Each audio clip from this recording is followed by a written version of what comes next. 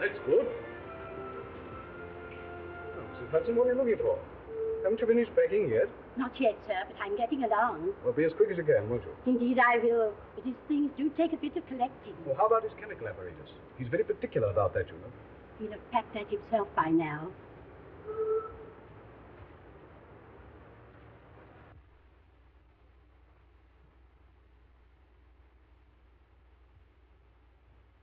Really, Holmes, this is too bad of you. Do you realize that my wife and the rest of the furniture will be here at any moment? I told you the van that's bringing my stuff is taking all your things into the country. I'm so sorry, my dear Watson. I was somewhat engrossed in my correspondence. I'd no idea that my retirement would cause such a stir. All sorts of people have written to me. Here's an interesting communication, for instance. Oh, what's that? It's a telegram of good wishes from our old friend Abernethy, the forger. Oh, yes. We got him 10 years, didn't we? Yes, we did, yes. When he came out, I was able to render him some slight assistance. You know, I'm not sure, my dear Watson, that of all the kindly messages I've received, even from the most exalted persons, that this is not the most gratifying. Well, I don't suppose they're all regrets at your retirement. I imagine there are quite a number of people who'll be immensely relieved. Undoubtedly, my dear Watson. Chief among them, another old friend, Professor Moriarty. Oh, Moriarty. Do you know, Holmes, he's the one subject on which I believe you're utterly mistaken. Oh, no mistake, my dear Watson. That harmless old professor of mathematics. That harmless old professor of mathematics, as you call him, is the brains behind the biggest criminal organization in Europe. You know, my one regret in retiring is that the police neglected to take advantage of the opportunity I gave them of arresting him. I failed to run him to earth. Well, we won't argue about it, Holmes. Well, I'd better run along and see if the van's left my place yet.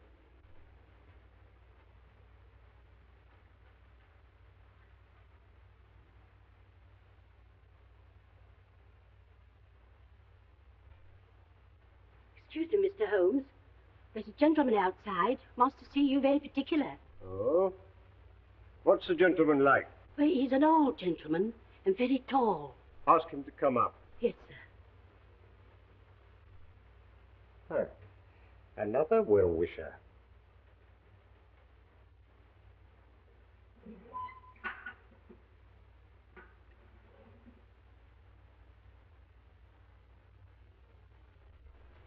Come in, my dear Professor.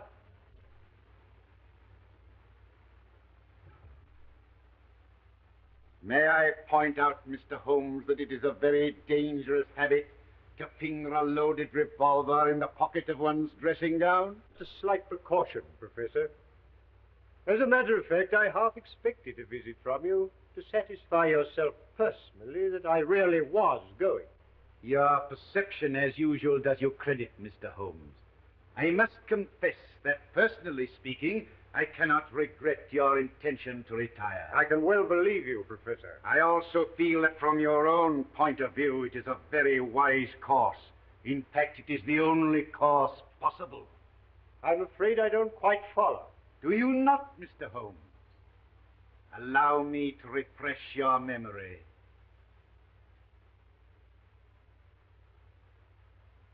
Listen, Mr. Holmes. On the 4th of January last, you crossed my path. On the 23rd, you incommoded me. By the middle of February, I was very much inconvenienced by you. And at the end of March, I was seriously hampered in my plans. The situation, in fact, had become an impossible one. That was my intention. Mr. Holmes, it has been an intellectual treat to cross swords with you. And I say unaffectedly, it would have been a great grief to me to have been forced to take any extreme measures. Danger happens to be part of my trade, Professor. Danger? It isn't a question of danger, but of inevitable destruction. Therefore, I say again, you are wise to retire. When you once get to the country, take my advice and stay there. And suppose I should reconsider my decision? You have my warning. I wish you a pleasant and permanent retirement.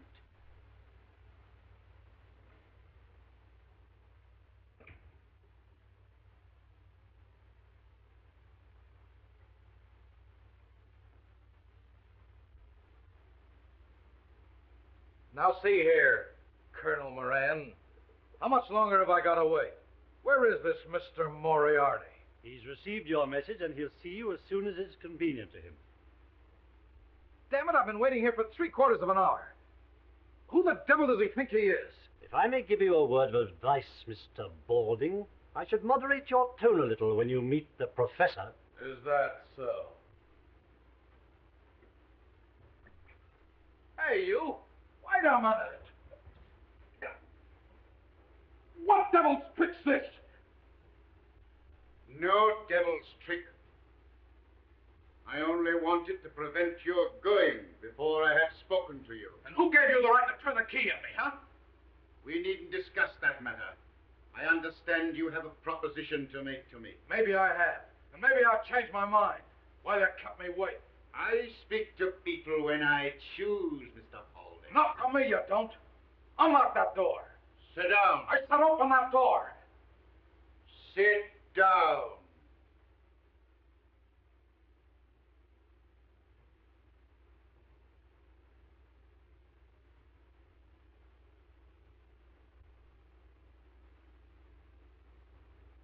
You are merely wasting time.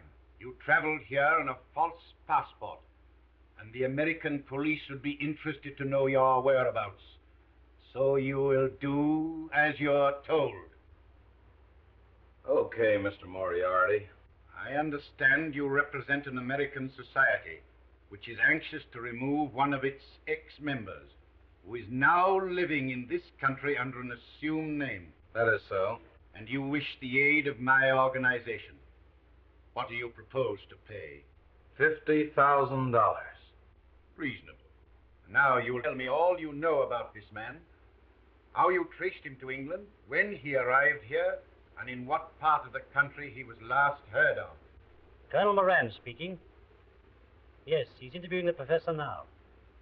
Yes, we're quite satisfied with his credentials. It's simply a question of whether the professor decides to take up the case or not. I will take up the case, Mr. Balding, on one condition. Yes? That you place yourself entirely in my hands. Carry out my instructions implicitly and obey my slightest order without question. Very well. Good. You will now return to your hotel. You will make no move whatever until you hear from me. When's that likely to be? It may be a week. It may be a month. Rest assured you will hear from me. When I am ready, your orders will be delivered by hand. You understand? Yeah, I get you. Very well. You will now find the door open. Good day. Okay. I'm relying on you, Professor. Oh, by the way, don't forget...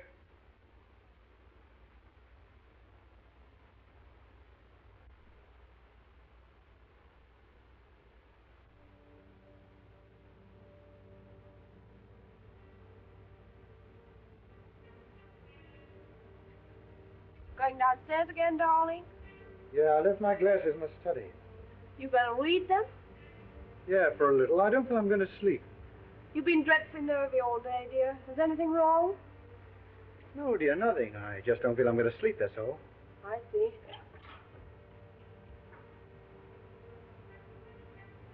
Hey, Jack. Anything wrong? No, I only left my glasses downstairs, that's all. Go ahead, Jack.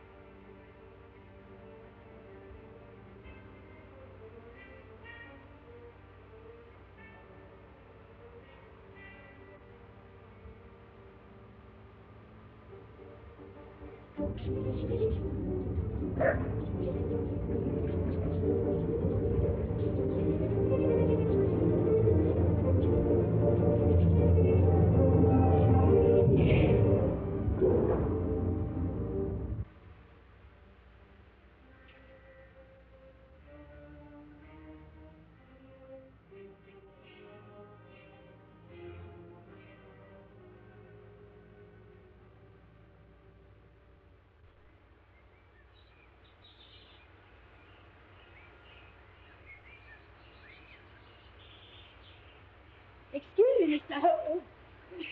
I'm so sorry, Mrs. Hudson. Oh, is Mrs. Watson coming down with the doctor? No. No, she isn't. I gather that she's too busy in Baker Street. Oh, so it'll only be the doctor. Yes. Is it or just the doctor? Oh, Here he is. Good morning, Holmes. Oh, my dear Watson. I'm delighted to see you. Good morning, Mrs. Hudson. good morning, doctor. Well, how are you? Oh, I'm much better, thank you, Watson. You're looking better. I hope Mrs. Hudson's seeing that you have proper meals. Oh, I'm living like a fighting cock. We had a delicious chicken casserole yesterday, didn't we? Yes, and you let it all get cold while you were deducing the age of the chicken. As a matter of fact, Watson, it was a tough proposition. I bit off more than I could chew. Oh, go along inside, Watson, have a drink. I know you must need one after your long journey. Yes, I could do with one, thanks.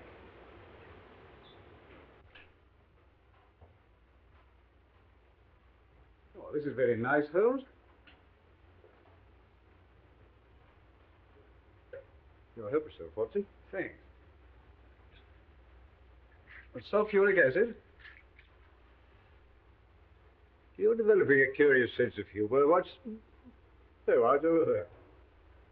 Well, you settled in comfortably in Baker Street? As far as I can see, we are, but Mrs. Watson doesn't seem to think so. No. No, you've been moving things about a bit. Yes. You moved your shaving mirror over to the fireplace. Yes, that's right. My wife has a dressing table where we used to have.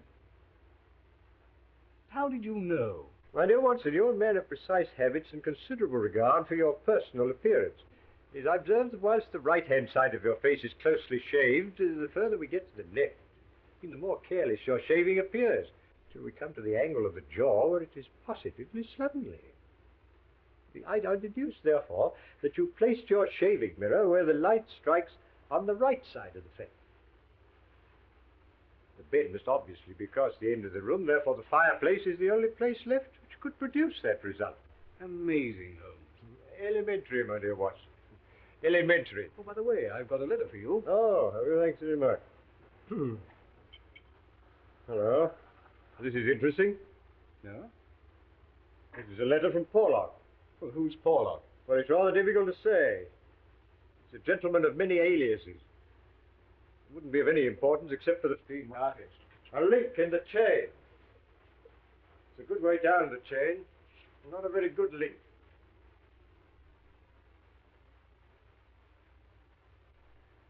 Now, look here, Holmes. Please remember that you've retired. Twice he sent me advance information. It has enabled me to prevent a crime. Whether it was his conscience that made him do it, or a £10 note sent to him by devious methods, I've never discovered. What do you make of that, Watson? I don't want to make anything of it. Put it in the waste paper basket. There's a good fellow. My dear Watson, I'm willing to put anything in the waste paper basket if I can do so with a clear conscience. I might never forgive myself if I did so in this case. What do you mean? I mean that something sinister is afoot, Watson. Just cast your eye over there. Obviously in cipher. Oh, how true, Watson, how true. I'm glad you've spotted it. Yes, there's only one word, Burlston. And then there's a series of numbers that obviously represent words. Probably taken from some book. Now, the point is, what book? Well, why doesn't the fool tell you? My dear Watson, send the key of the cipher in the same envelope as the cipher itself. Oh, no, my dear fellow, the key will probably follow in another envelope. And meanwhile, it might be instructive if we try to decipher this ourselves. Now, the cipher message begins with the number 534. Mm-hmm. Well, that's probably page 534. So we've got a large book. The next sign is C2. What do you make of that, Watson? Chapter 2, of course. Well, hardly that, Watson. What size book would it be if Chapter 2 were on page 534? Oh. Well, column then. Brilliant, Watson, brilliant. Brilliant. You're scintillating this morning. Now, we've got a large book, printed in double columns. Any other suggestions? The Bible? My dear Watson, you excel yourself. As I remarked just now, Porlock is one of Moriarty's men, and I can hardly imagine any less likely book in his possession than the Bible. No, the Bible has too many editions. No, this must be a standardized book, and page 534 would be the same in all copies. Try again, Watson. How about Bradshaw? Well, the ABC. Well, that's a good idea, Watson, but if I may say so, it's not quite good enough. I know, Whitaker's Almanac. Now, come along, and let's see what page 534 has in store for us. Just write this down.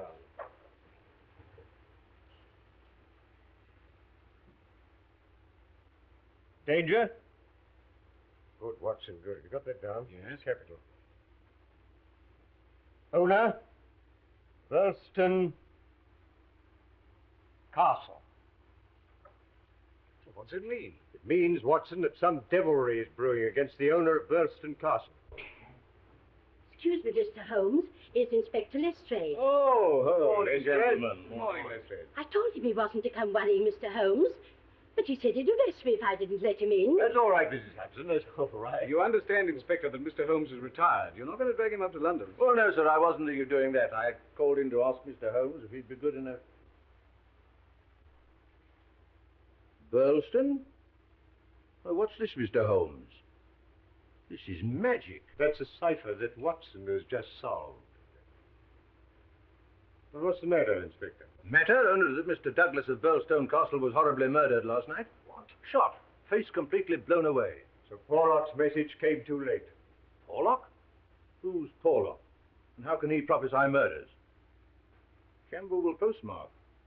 Well, that doesn't tell us much. It tells you as much as you'll ever know, Inspector. I used to send him money to the Camberwell post office. Didn't you find out who called for it? No. No, I promised not to try and trace him.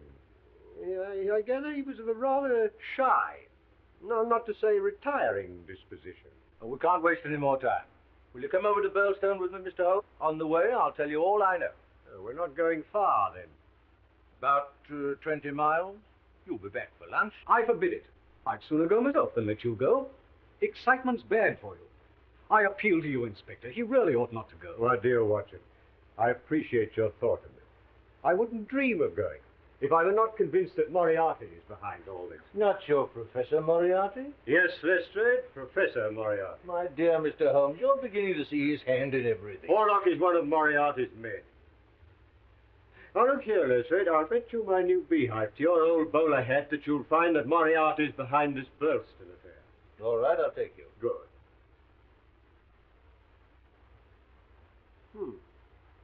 This must date well back into the past, Watson. I suggest these are the remains of the old outer fortification. Yes, obviously. Well, I suggest, Mr. Holmes, that we should do better to go inside and view the scene of the tragedy. My dear Lestrade, I always think it wise to get one's bearings before proceeding into deeper waters.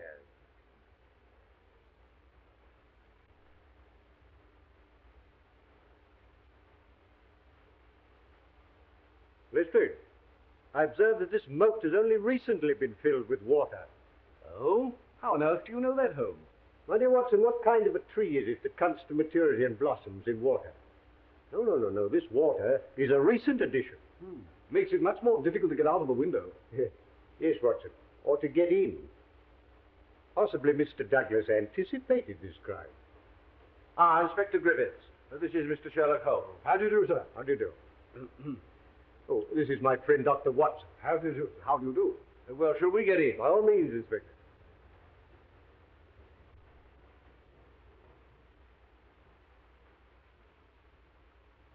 This is what it was done with, Mr. Holmes.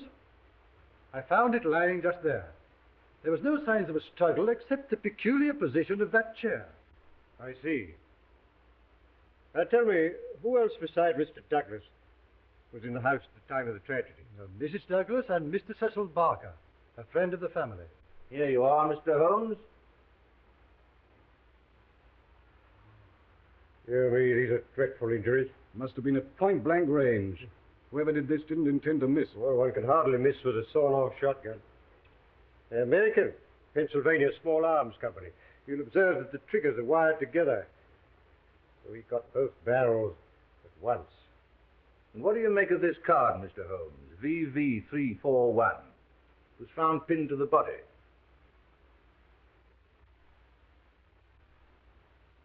Rough cardboard.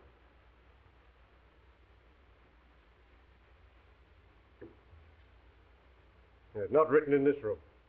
If this was done with a broad nib, these are fine. What does it mean, Holmes? You say the drawbridge is raised every evening, Yes, about sunset. and the tragedy occurred about 11:30. Yes. Obviously suicide. We thought that at first, sir, till someone pointed out this. What is it? A footmark. Yes, someone must have got out of that window.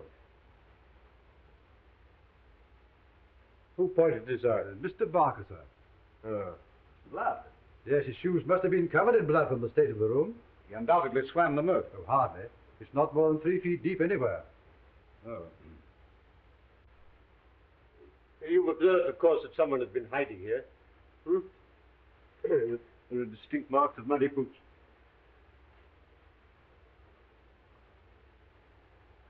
When were these curtains drawn? At dusk. So the men must have got in after the curtains were drawn and before the bridge was raised. Yes, but I observed when I arrived that the moat doesn't extend right round the castle. The ruined tower at the end of the building is accessible without crossing the drawbridge. Yes, but the only way from the tower to this part of the house is through this solid oak door, which is always kept locked.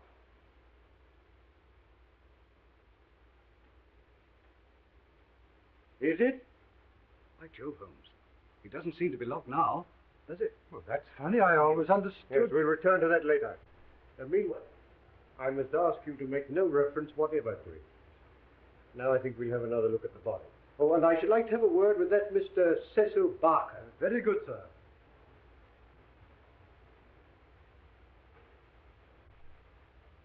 What do you make of this curious mark on Douglas's forearm, Holmes?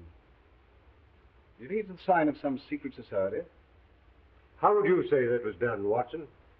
It isn't tattooing. No, it's a brand. It's been done with a red-hot iron. Very painful. Mr. Barker, this is Mr. Sherlock Holmes. How do you do? I'm very glad you're able to come, Mr. Holmes. This is my friend, Dr. Watson. How do you do? How do you do? Now, Mr. Barker, I understand you discovered the body. Yes, I had the shot and came straight down. Poor Douglas is lying where you see him now. The lighted candle was on the table. This candle? Yes. And you gave the alarm immediately? Yes, I rang the bell for Ames. That's the butler. And a minute later, he came in. So that within 2 minutes of the murder, Ames was in this room? Yes.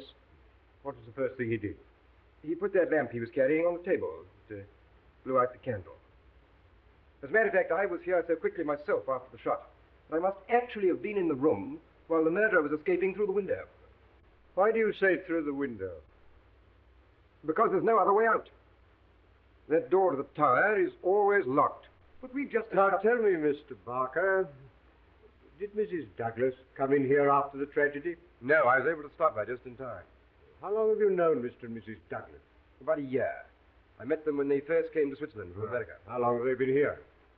About 9 months. You don't know anything about Douglas's past life. Only that he used to live in Chicago. You never heard him speak of any secret society. Funny you should mention that. He never told me about it himself, but I always got the impression that he was a member of one, or an ex-member. You don't know what that mark on his arm was? No. I've seen it often, of course, but he never told me what it was, and I never liked to ask him. It was one of the things that rather made me wonder about that secret society. Anything odd about his behavior at any time? Well, he hated meeting people. In Switzerland, he hardly ever moved from his chalet in the mountains. Rather made me wonder if somebody was after him. When he suddenly packed up and bolted to England, it made me wonder all the more. Come in.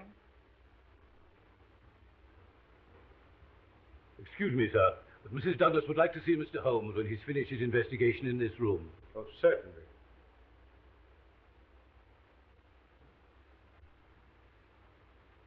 Mr. Barker, would you be good enough to tell Mrs. Douglas that I'll be with her in a minute? Oh, Ames?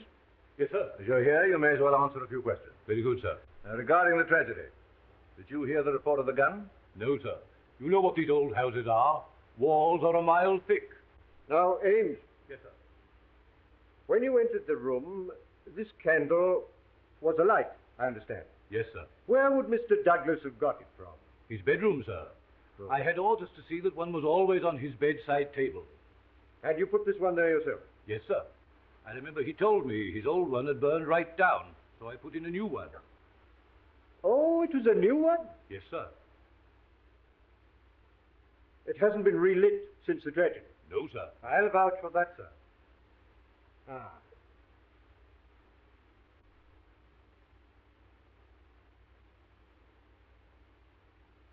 Did these candles come out of the same box as that one on the table? Yes, sir. Yes. Yes, thank you. Have there been any strangers about the place lately? No, sir. Oh, wait a minute. An old gentleman did call a little while back to look over the ruin part. But we often have people come to see that. It dates from the Norman Conquest. Quite. Is there nothing more that you can tell me, Ed? No, sir. I can't make head or tail of the whole thing. Fairly beats me. And the wedding ring being missing, too. Wedding ring? Didn't Mr. Barker tell you? Not a word. What about the wedding ring?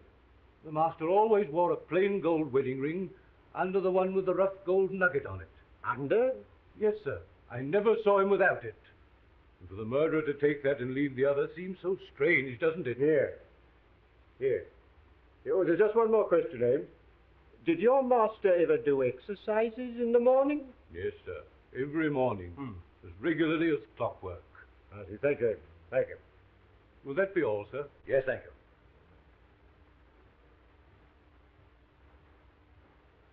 Well, Mr. Holmes, the most important point so far is that obviously this has something to do with the secret society. On the contrary, my dear Lestrade, I suggest that the most important point so far is that Mr. Douglas did exercises every morning. You can't be serious, Mr. Holmes. Mark you, I don't mind you asking all these questions about exercises and candles, but I can't see how they help to clear up what we're investigating. I suppose, Lestrade, you're quite clear in your mind what you are investigating. The murder of Mr. Douglas, of course. Capital.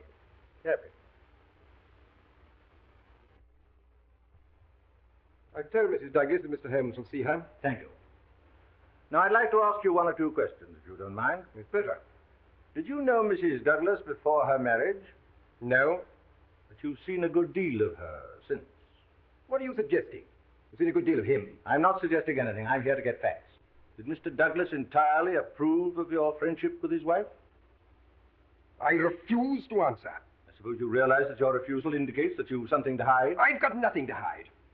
I can't help but it indicates the... Now, look here, sir. It won't do any good to adopt that attitude. All right, I'm sorry. I know you're only doing your duty. As a matter of fact, I may as well tell you. Poor Douglas did have one fault, and that was jealousy. He liked my being here, but if Etty, that's Mrs. Douglas, and I had too much to say to each other, he used to go off the deep end and say the wildest things. But I assure you that no man ever had a more faithful wife than Etty, or a more loyal friend than I. No doubt. Still, the fact that his wedding ring is missing rather suggests that the marriage and the tragedy were in some way connected? I've no idea what it suggests. But if you're insinuating there was anything between me and Mrs. Douglas, you're on the wrong track, that's all. I don't think I have anything more to say to you. Any more questions, Mr. Holmes? Not at the moment, Lestrade, no. It immensely adds to the zest of an investigation when one is in conscious sympathy with the historical atmosphere of one's surroundings. May I commend this little book to your attention? History of Burleston? I've got something better to do than to read that sort of stuff. Well, that's a pity, Lestrade. It's a pity, because you'd see here that this castle was erected in the 5th year of the reign of James I. And there are various associations of interest connected with this ancient building. I don't doubt it, but that's got nothing to do with us. Breadth of view, my dear Lestrade, is one of the essentials of our profession. Yes, well, as you don't seem to agree with me, perhaps we'd better go and see Mrs. Douglas. That's better. I'll show you the way.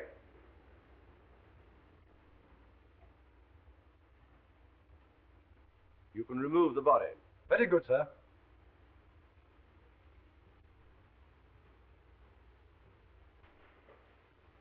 Etty.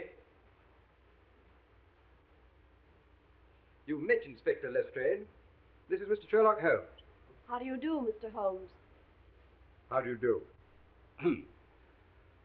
May I present my friend, Dr. Watson? How do you do? It was good of you to come, Mr. Holmes. Not at all.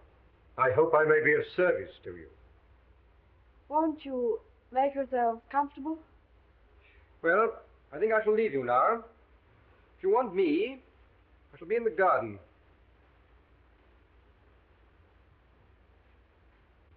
Now, Mrs. Douglas, I wonder if you can give us any help. I wish I could.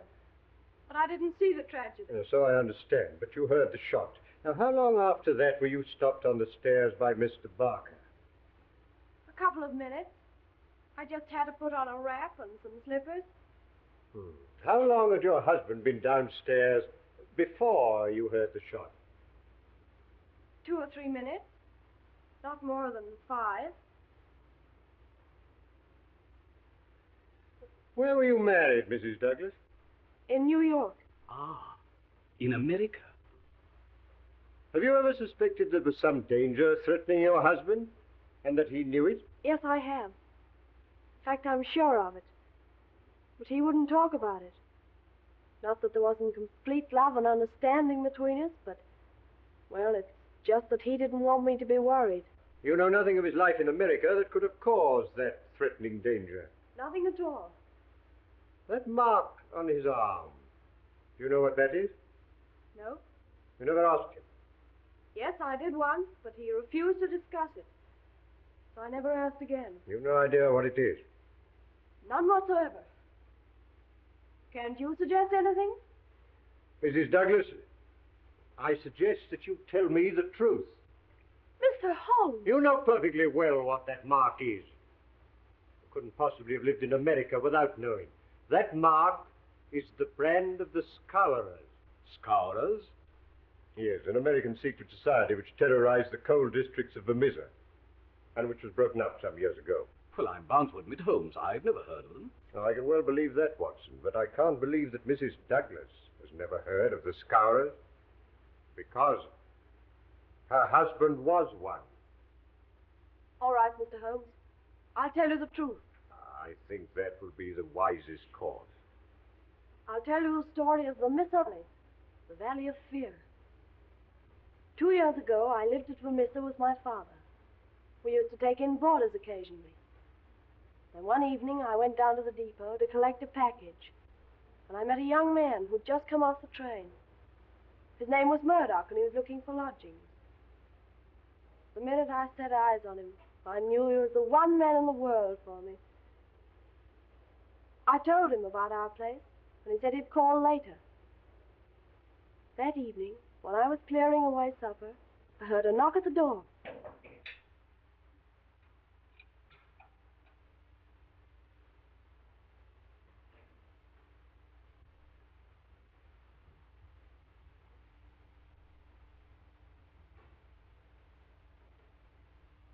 So you've turned up, Mr. Murdoch. I sure have.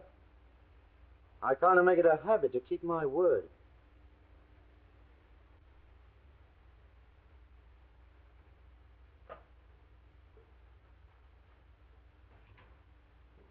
Who's that, Eddie?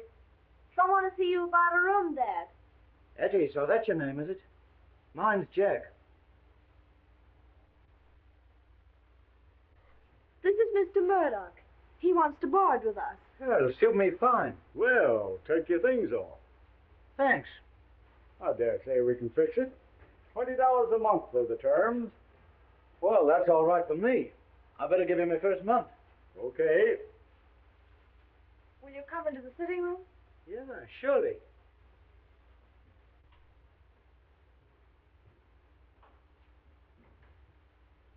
Well, this looks pretty good to me. Won't you sit down?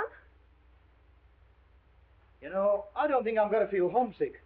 Oh, we'll try to make you comfortable. Don't you worry, Etty. This is going to be more like home than any place I've been in since I come to the States. Oh, you're not American then? No, as a matter of fact, I was born in England, but I've been here the best part of my life. Oh.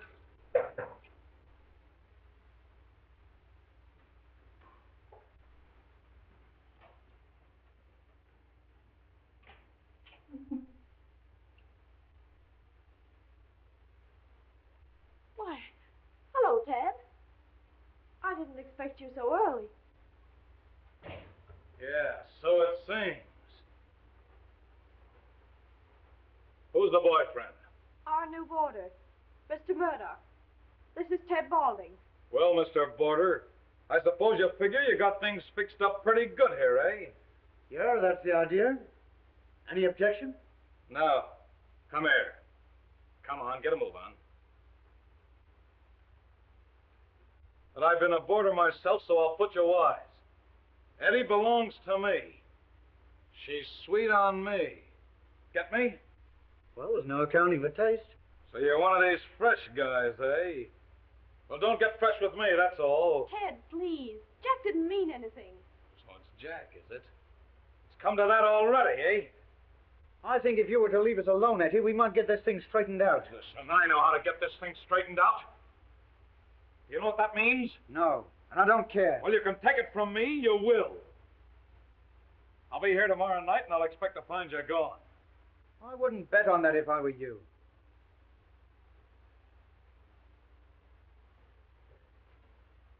You'll be sorry you ever came here before I'm through with you. Get out. Why, you're not going, Ted?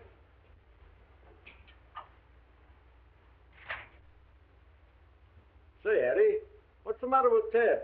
Oh, he's sore of Mr. Murdoch being our new boarder. Thought you should have a scare on your first night, Mr. Murdoch. Scare? You don't think I'm scared of that, do you? Most people are. Well, I'm not. Who the devil is he, anyway? He's one of the bosses of the Scowrers. The what? The Scowrers, a society of murderers and blackmailers. The ancient order of freemen, they call themselves. Oh, baloney. The freemen are to be found in every town in the States. It's a society for charity and good fellowship. Not here, it ain't. It's just a murder gang. Well, then why don't they bring them to justice? Tell me that. Because no one dares give evidence against them. Juries don't dare to convict. The judge has to do as he's told, and the police are all square. Say, you're just trying to kid me. I don't believe a word of it. Aren't there 50 murders to prove it? Is there a man or woman in the valley who doesn't believe it? Well, you don't scare me. You see, you don't know me. And you don't know McGinty and his gang. McGinty, eh? That's queer. I've got a date with that guy this evening. McGinty? What have you got to do with McGinty? Well, I've got a report to him. You see, I happen to be a freeman myself. What? What? You a freeman? Then you don't stay here another minute. Here's your $20 back. I wouldn't have you for $100 a week. But you can't turn them out now. Oh, can't I? I'm telling you, I got no use for these freemen. It's bad enough to have one hang around Eddie. I'm not going to have another for a boarder. You get out of here tonight. Well, tomorrow morning.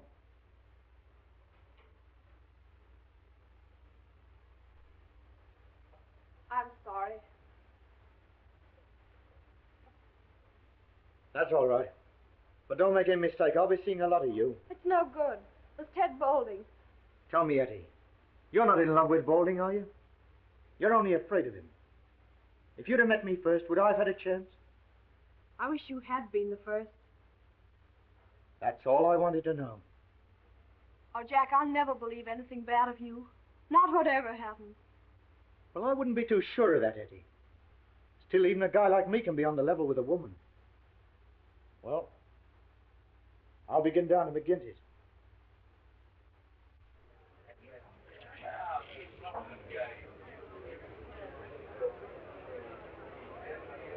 Whiskey. Well, stranger, I don't seem to call your face to mind. No, I'm new here, McGinty. Counselor McGinty to you. Well, I'm sorry, Counselor. I was told to come here by Brother Scanlon, Assembly 341 for missing. I drink to your health and our better acquaintance. Oh, it's like that, is it, Mr. Murdoch? I'd have to look a bit closer into this, Mr. Murdoch. We don't take people on trust in these parts. Let's have a little talk in private. Yeah. You mind stepping through that door there?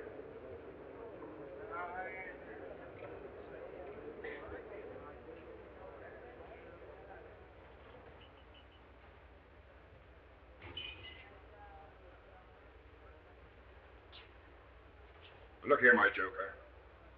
If I thought you were playing any games on us, it'd be short script for you. It's a strange sort of welcome for a brother. Where were you initiated? Assembly 29, Chicago. What are you doing here? Looking for work. Why did you leave Chicago? I'll tell you that. Why not? Because the rules say that one member can't tell another a lie. Oh, you mean the truth's too bad to tell, eh? You can put it that way if you want to. Now, listen here, mister. You can't expect me as boss to let into this assembly any man for whose past I can't answer. Say, you wouldn't squeal if I showed you something, would you? Well, wipe my hand across your face. You talk to me like that. I'm sorry, I didn't mean it that way. Here. Take a look at that. Oh. Your work? Sure. Why'd you shoot this guy, Pinto? Well, he threatened to squeal on me, so I croaked him and beat it out here. The sort of murder to be welcome out here, eh? Yeah, you've said it. You ought to go far. You look like being a pretty useful brother to us. Didn't flinch when I put the gun on you either. You were the one in danger, boss. I got you covered from the first. I guess my shot would have been as quick as yours.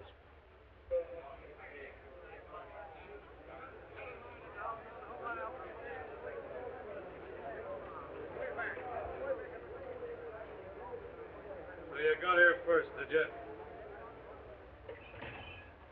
I want to have a word with you about this man. Yeah, you say it right now. I'm here. I'll say it how and when I please. I'm content to leave it to you to judge between us, Counselor. Well, what is it? Well, a young lady. I think she's free to choose for herself. Is she? As between members of the assembly, I should say she was. So that's your ruling, is it? Yes, it is. Were you thinking of disputing it? You'd back a newcomer against me, would you? Well, you're not boss for life, Jack McGinty. And let me tell you this. When it comes to the Bolton... You've been asking for it a long time, Baldy. Now you've got it. I've got nothing against you, boss. All right. Now, we can't have bad blood between brothers. Go along in the bar, and I'll buy you both a drink.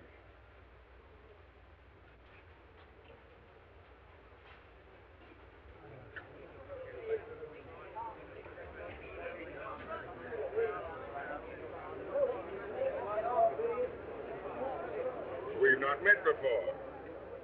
You're the new captain? You've guessed it. I'm Captain Moore. Now we can do without you. Please enough of our own without importing any. Hello. Here's an old acquaintance. Well, I'm no friend of yours or any other code. Oh, Jack Murdoch of Chicago, all right, and don't deny it. I'm not denying it. Why should I be ashamed of my name? Well, you ought to be. What the devil do you mean? You can't pull that stuff with me. I'm Marvin of Chicago Central. We haven't forgot the shooting of Jonas Pinto. I never shot Pinto. Nice, impartial evidence. As it happened, we couldn't get any case against you. So you're okay with me just as long as you're on the level. Get me? Good night.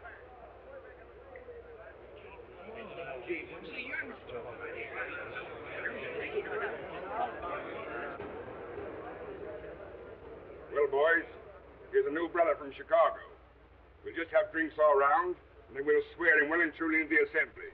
We got a special initiation here in Vermissa Valley, and you can't be one of us till you've been through it. That's okay with me.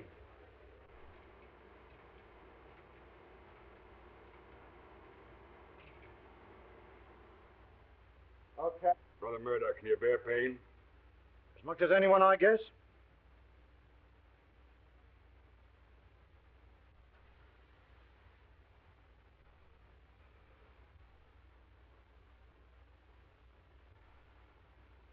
Well done, brother. Now, one last word. You'll obey my rulings at all times. And the penalty for breach of faith is inevitable. I understand. Well, boys, we must get to the business of the evening.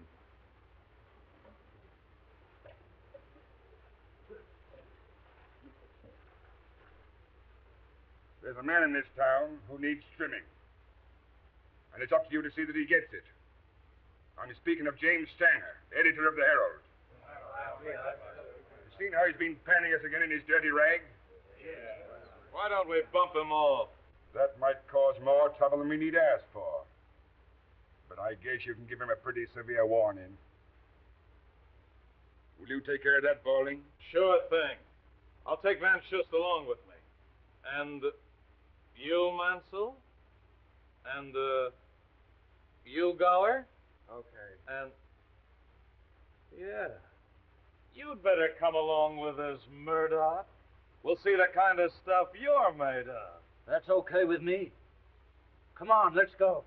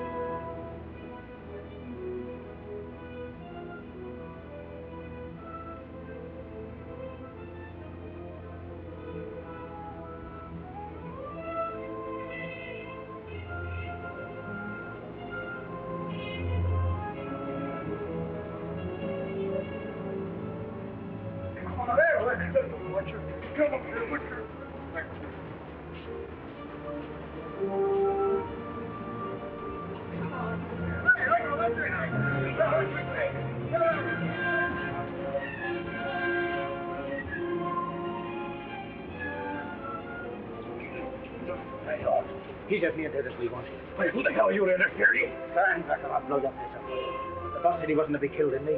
Yeah, that's all. Lay off, Golding.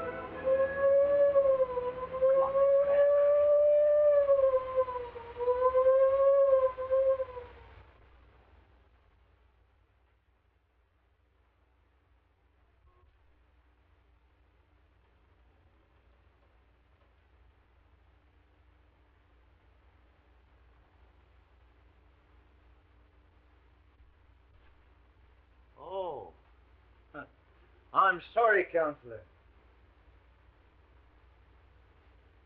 I'm not much of a visitor, Murdoch, but I thought I'd stretch a point in your case. I'm honored. But how'd you know I was here? I only came this morning. It should be enough for you that I do know. It may be enough for most men, but not for me. So you're a queer guy. Scanlon told me, if you must know. Lives here too, so he says. Yeah. Have a drink. Sure.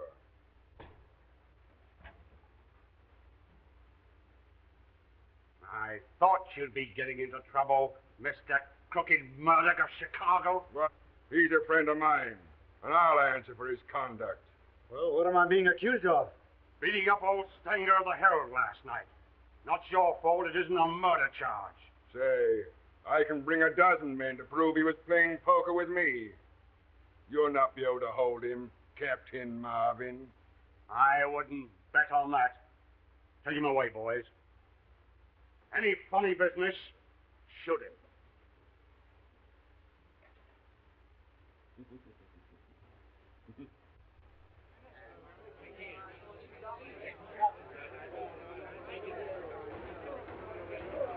Ordering call.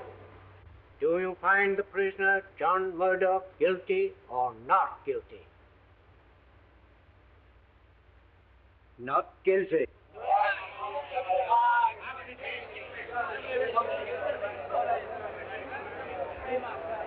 Court adjourned.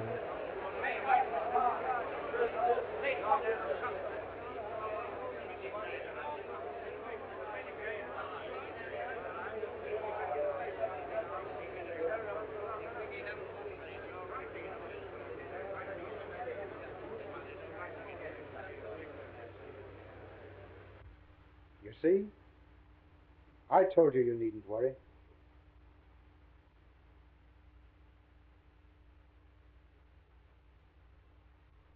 You see, Mr. Holmes, I'd fallen desperately in love with Murdoch by this time. Broke my heart to find him going from bad to worse. But he was always straight with me. I see. And was Murdoch taken completely into the confidence of the Scowrers? Yes. In 6 months, his name was a byword in the valley. People were as scared of him as they were of McGinty. Pray proceed, Mrs. Douglas. One night, he and another man were sent to shoot one of the most respected pit managers in the valley. I felt something awful was going to happen. I didn't know just what.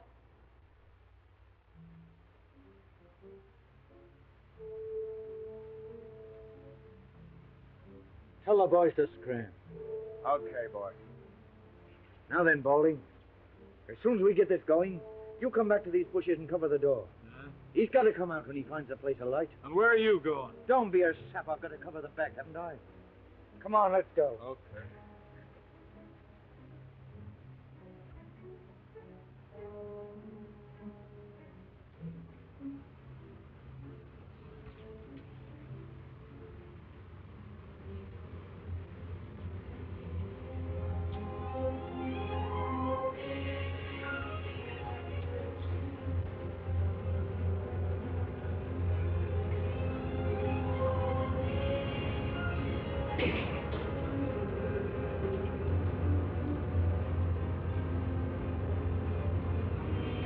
Come on, they're shooting at us. Must be the police. I know they got me. Oh, come on, Liz.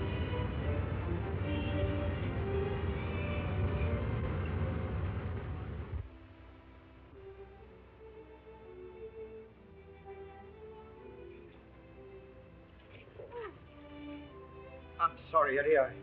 I didn't hear you come in. What's the matter, Jack? Why are you so scared of me? I'm not scared, honey. I was just thinking of other things, that's all. Oh, no, it's more than that. Let me see the letter you were writing. A letter? Yeah, the one you're trying to hide from me. No, I can't do that. It's secret. It's the business of the society. You know, when you come in, I thought you might have been a detective. Oh, Jack, can't you give it up? That's what I've come to ask you. I heard about last night. Can't we get away from this terrible place, this valley of fear? No, I can't do that right now.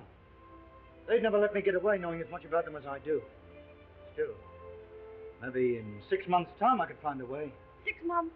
Is that a promise? Perhaps 8 months. Anyway, within the year. Oh, darling. You see, I felt happier after his promise. Did he keep his promise? Did you leave in 6 months? It wasn't a matter of months, Mr. Holmes, but hours. That same afternoon, I was just going upstairs when I heard someone come to the door.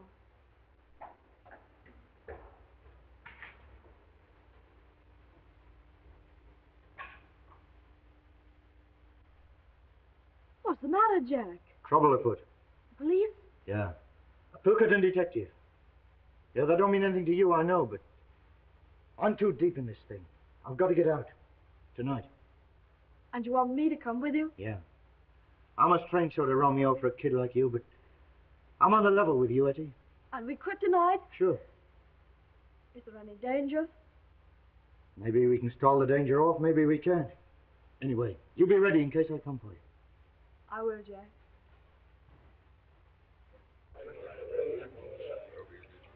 Boss, I've got some bad news. What sort of bad news?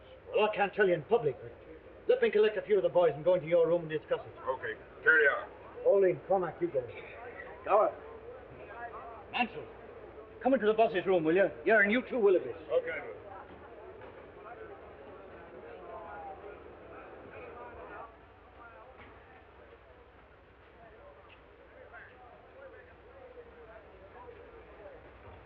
Boys, I've discovered something. Well, what is it?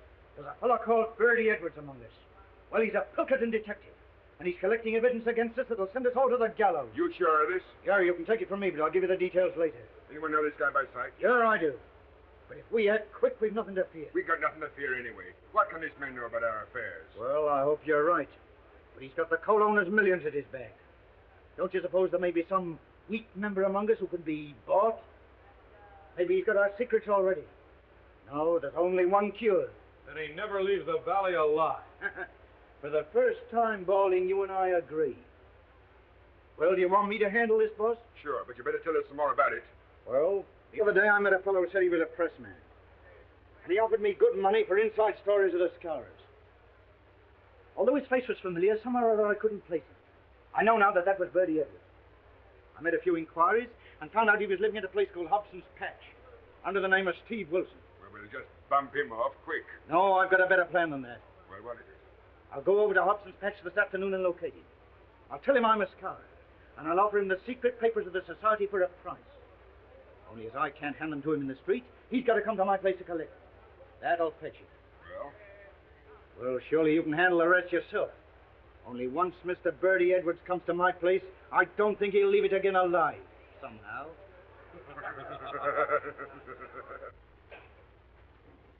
Oh. Well, he's coming. Good. Come right in, make yourself at home, boys.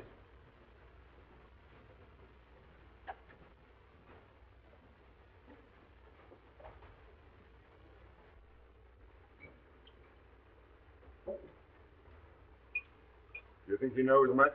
Well, he's been here 6 weeks. He may have passed on quite a bit, but we'll make him tell us all about it. We'll have the truth out of Mr. Birdie Edwards if you have to cut his heart out to get it. Did he seem to send a trap? No, I got him on the weak point. Told him I'd show him all the papers of the scourers. Well, if we handle it right, they'll never be able to prove a killing. Nobody will see him come up to the house after dark. And I'll lay odds nobody will ever see him leave. Now, here's the plan. You boys all stay here, see? Birdie Edwards will be pretty heavily armed, so we got to take him by surprise. He's going to knock 3 times. I'll go out, open the door, let him come in. I'll leave him in the outer hall while I come in here and get some papers or something and give you the tip. I'll go back, and while he's reading the papers, I'll get the gun off him. Then I'll give a shout, and the sooner you come in, the better. You're the one to handle him. Not one word of warning does he get till Murdoch has his hand on his throat. Okay, man.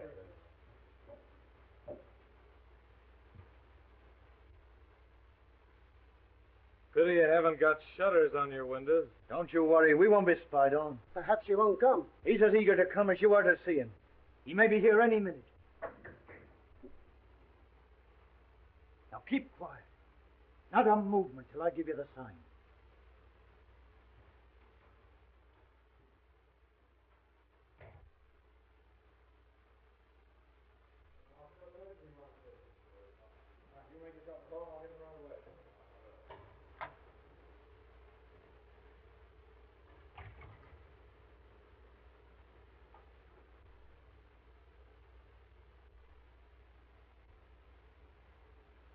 Well, is he here? Is Birdie Edwards here? Yeah, he's here all right. I am Birdie Edwards. I'll get you for this, you rotten cop.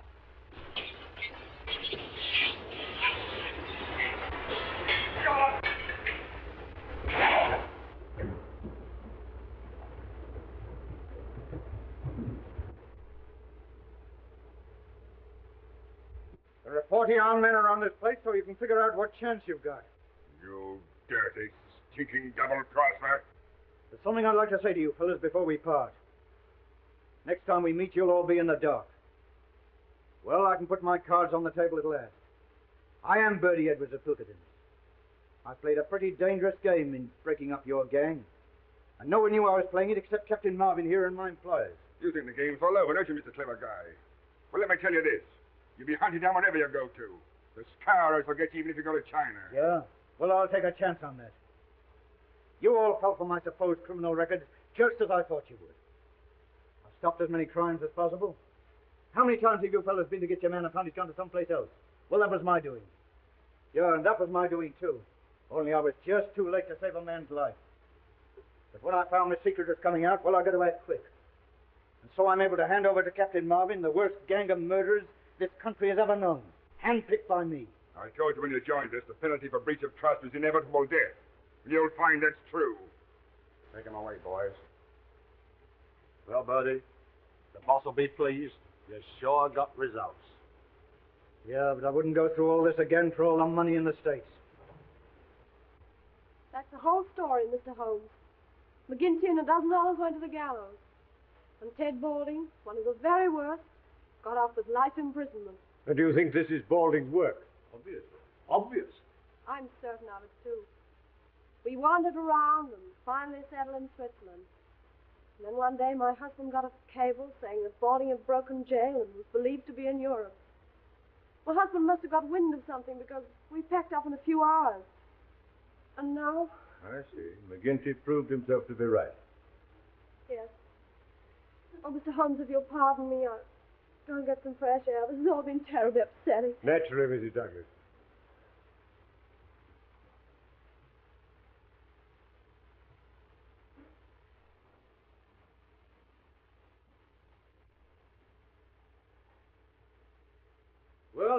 clear as crystal, Mr. Holmes. All we've got to do is to find Balding, and that shouldn't be difficult. Ah. They may even have got him for now. Well, I'm going to slip over to the station for a few minutes. I suppose you won't be leaving just yet a while. No. With your permission, no, not yet. That's all right. I'm afraid you've lost your beehive, Mr. Holmes. Nevertheless, you'll oblige me by taking care of that bowler hat of yours, Lestrade.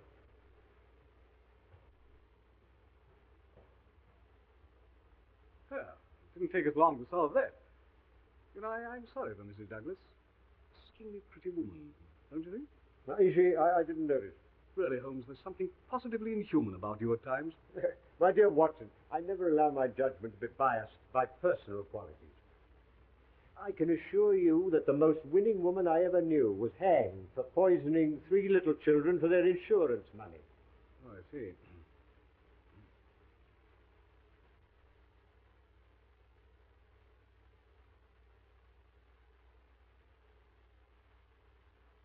Oh, eh? Yes, sir. Is there anything I can do for you? You said your master used to do exercises. Did he use dumbbells? Yes, sir. 1 or 2? 2, of course. And you said he used them every morning. What about yesterday? Yes, sir. I remember him doing them. Where? Down here? Yes, sir. He used to say he liked plenty of elbow room. Yes. Yes, thank you, eh? Thank you. Will there be anything more, sir? No, nothing more.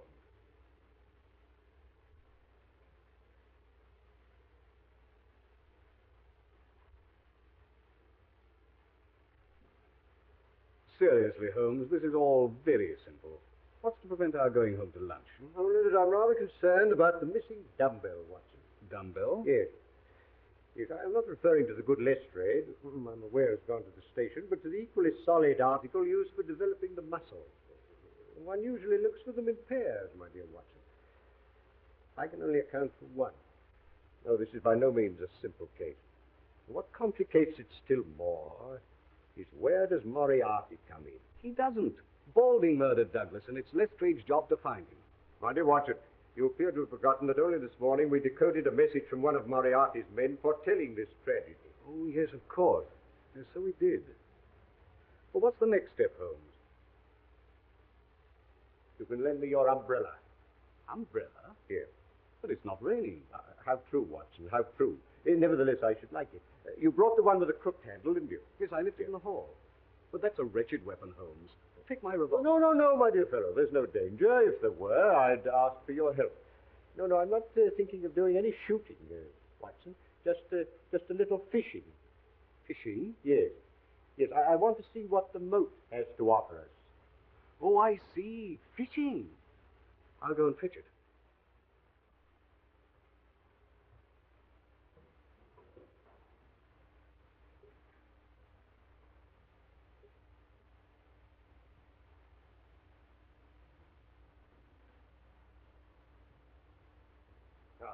Thank you, Watson. Thank you.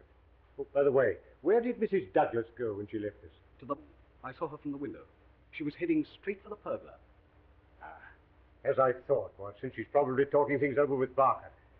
Now, look here, Watson. I want to be sure they don't come back to the house for a few minutes. Will you, like a good fellow, keep an eye on them and let me know if they make any sign of moving? Yes, certainly. I wanted to offer her a word of sympathy.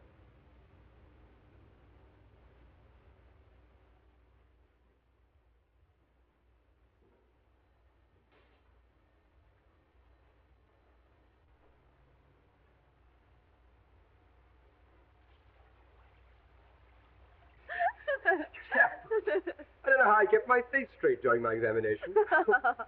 Poor Holmes. He's bitten off more than he can chew this time. You should have seen me as a broken-hearted widow. If you'll pardon me, Mr. Holmes, I think I'll take some fresh air. This has been so terribly upsetting. Oh. Look out.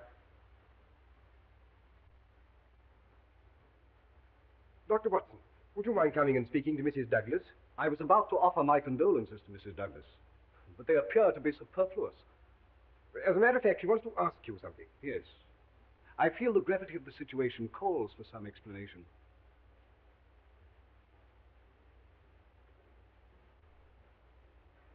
I'm afraid you must have thought my behavior very callous, Dr. Watson. Your behavior is not my business, Mrs. Douglas.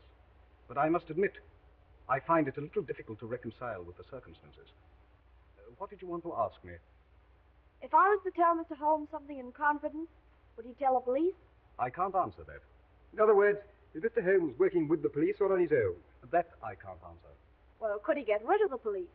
Tell them he was satisfied and send them away? Certainly not. Mr. Holmes is an independent investigator, but I feel certain that he would withhold nothing from the officials that might help to bring the criminals to justice. If you require any further information, I refer you to Mr. Holmes.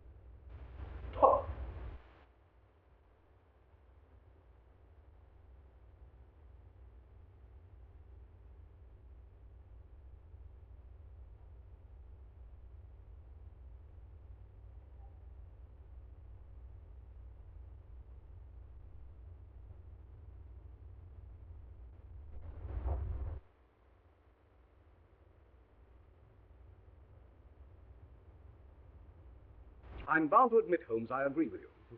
This case isn't so simple after all. Oh, no, on the contrary, my dear Watson. To me, it becomes clearer every minute. But don't worry. I think I can put you on the right track. I should indeed be grateful. Now, the murderers... Oh, there's more than one?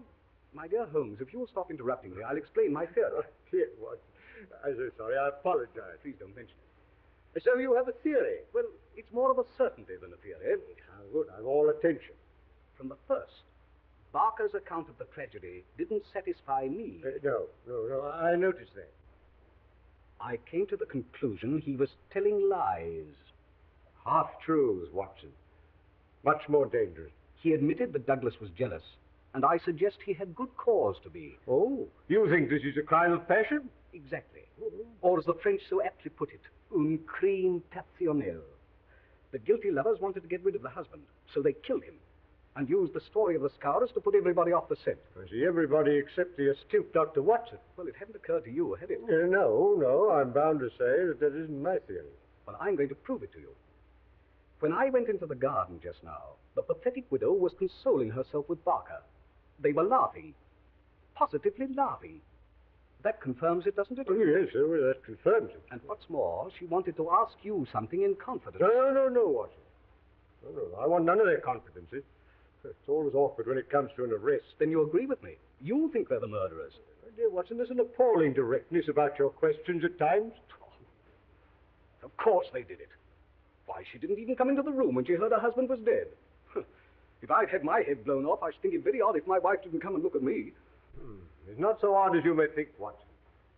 You remember that I was puzzled about Douglas only using one dumbbell? Yeah? Yes. I found the missing one. Then everything's all right. And it's led to a discovery which has solved the whole problem. Solved? As we've been listening to a tissue of lies, Watson. The whole story of the tragedy as told by Barker is a lie. And as Mrs. Douglas supports it, she must be lying too. Now, Barker swears that when he entered the room, he found Douglas lying dead with this candle burning on the table. He also says that immediately, now mark this, Watson, immediately he rang for Ames, who entered the room carrying that lamp and at once blew out this candle, all within the space of 2 minutes. Ames corroborates this, but he also says that the candle which Douglas brought down from his bedroom, this candle, was a new one, out of the same packet as these. Now, what sort of a candle is it, Watson, that burns that amount in a few minutes? By Jove, Holmes, I believe you've got it. And moreover, if Barker's story were true, the assassin had less than a minute in which to remove 2 rings and replace one. Remember, the wedding ring was under the other one. Pin that card to the body, cross the room, and make good his escape. No, Watson, it's false, every word of it. Oh, that's a kindly thought, Ames. Oh, Ames, can you remember what kind of shoes Mr. Barker was wearing when you found him in here after the tragedy? Yes, sir. Bedroom slippers. And a nice mess they were in. Could you conveniently lay your hands on one of those slippers? Yes, sir. Mr. Barker changed them in here for his shoes before he went for the police. Oh, would you bring them over here, Ames? Yes.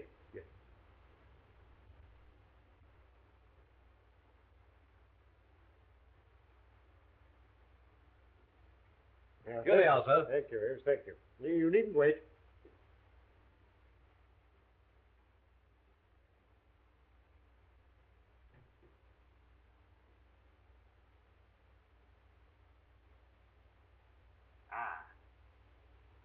As I thought. It fits exactly. You mean Barker made that mark himself? It's part of this deliberate conspiracy, Watson, to hide the truth. Then why don't you arrest him?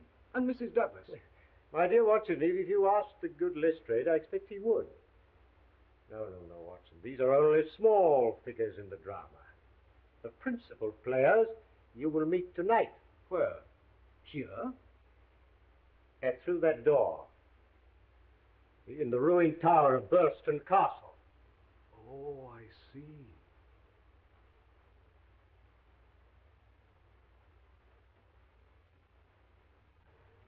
It's 46 miles to Burlston, Moran. We are due there at midnight. Is the car ready? Yes, we shall do it comfortably. Good. Now we'll leave the car in the Burlston lane about 200 yards from the castle. You will remain with it. I will go over to the tower and fetch Balding out of his hiding place. I suppose there's no question of your finding it. You won't dare use a light, you know. No question at all. I took my bearings exactly when I examined the place a week ago, made out a plan, and sent it to Balding. It was a stroke of genius on your part, Chief. Not at all, my dear Colonel. The one place the police would never think of looking for Balding is on the premises where Douglas was killed. Had he tried to escape, they would have caught him. As it is, we can quietly spirit him out of the way. Come, Colonel. It's time we made a start.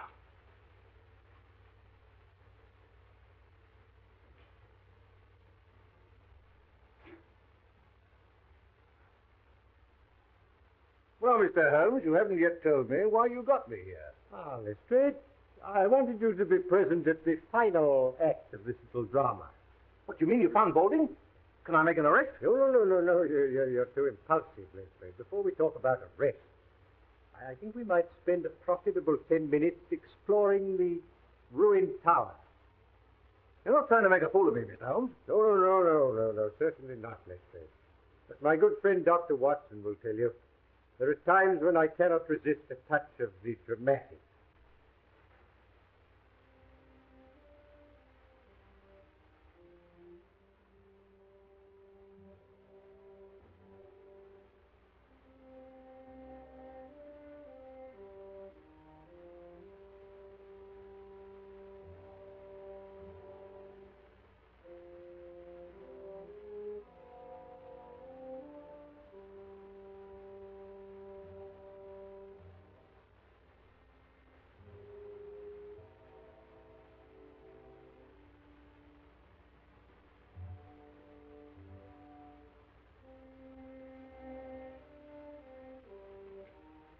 What's the idea, Mr. Holmes?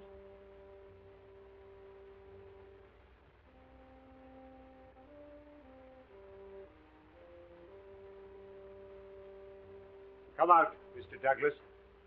Douglas? Well, what on earth are you talking? Mr. Holmes, I believe. Let me introduce Mr. Douglas of Burlston Castle, otherwise known as Bertie Edwards. But Douglas is dead. Oh, on the contrary, my dear Lestrade, as you see, he's very much alive. But I don't understand, Mr. Holmes. Who is dead, then? Will you explain to the inspector, or shall I? Well, you've done very well so far, Mr. Holmes. You go ahead. Well, Lestrade, this is quite a simple case. May be quite simple to you, Mr. Holmes, but how did you arrive at this solution? By means of a partially burnt-out candle and a missing dumbbell. Now, the candle proved that Barker had been in the room with the dead man for at least 40 minutes before he gave the alarm.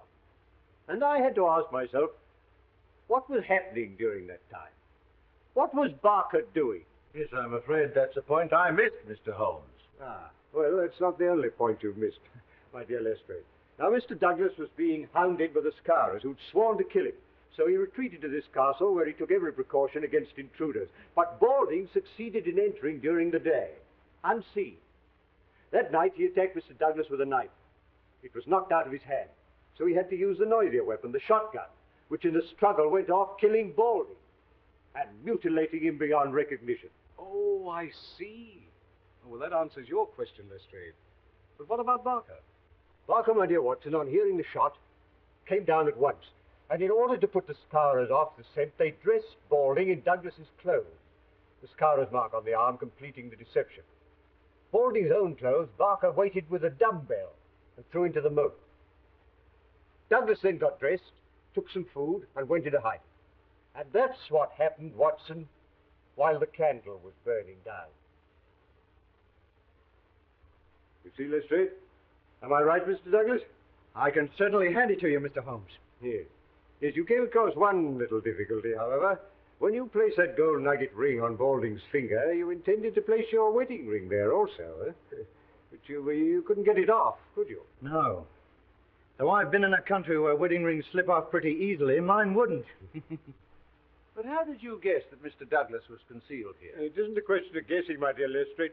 The clue was supplied by that interesting little book on Burlston Castle that I once offered you. A clue which was amply confirmed by the equally interesting plan I found in the pocket of Balding's coat. Amazing, Holmes. No, simplicity itself, my dear Watson. Well, now that the case is complete, I suggest we go over to the house and discuss Mr. Douglas's position. No, you're too hasty, Lestrade. I haven't yet introduced you to the principal figure in this drama, the brains behind it all. Not your Professor Moriarty, surely. Moriarty? Well, who's he? My friend Dr. Watson will tell you later. Come, gentlemen, we must lose no time.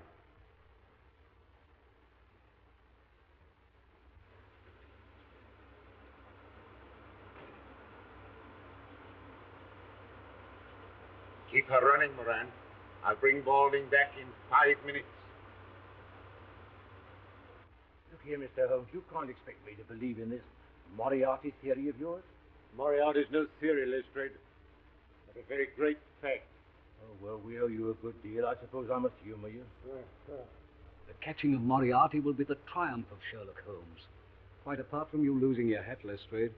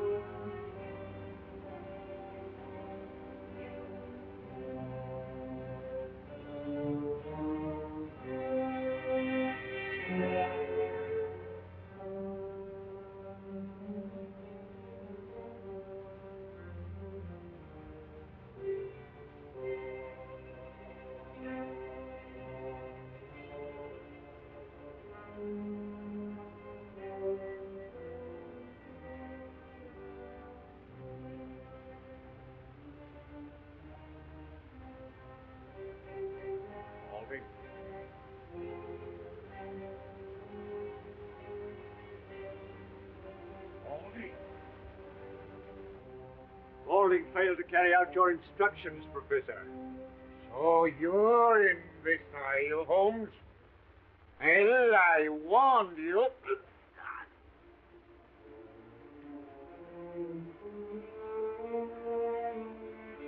You're under arrest, Moriarty. On what charge? Attempted murder of Mr. Douglas here. Our paths have crossed for the last time, Moriarty. Put the handcuffs on him, Lestrade.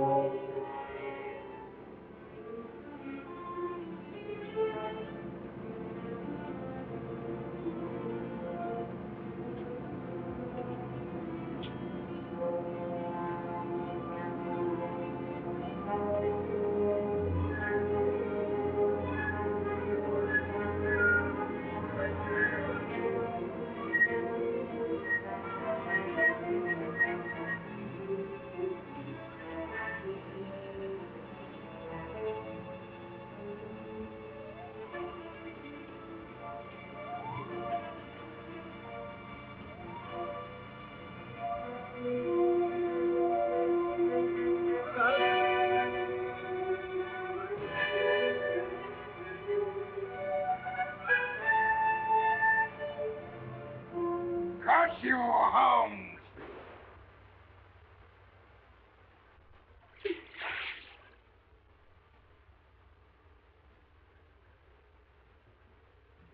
Good heavens, Holmes. It's a long drop. Yes. Yes, it's rather more than that required by law, I fancy, my dear Watson, but equally effective.